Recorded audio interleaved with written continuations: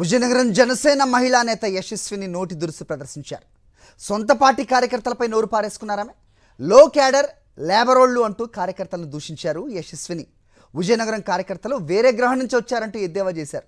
ఫ్లెక్సీలో తన పేరు అడిగి మరీ వేయించుకున్నానంటూ అసహనం వ్యక్తం చేశారు యశస్విని.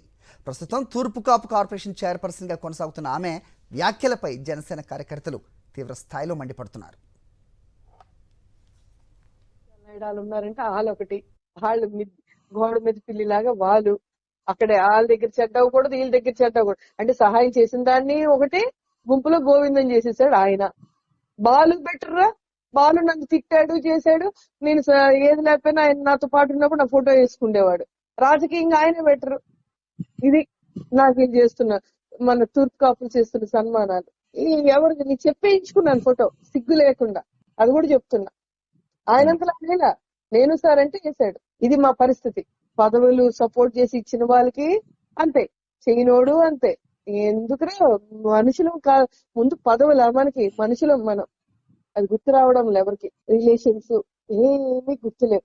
అసలు ఏంటి ఇలా ఉన్నారేంటి ఇక్కడ అందరూ అనిపిస్తుంది. అసలు ఎక్కడో వేరే గ్రహం నుంచి వచ్చారు విజయనగరంలో అనిపిస్తుంది. దరిద్రంగా ఉందిరా విజయనగరంలో.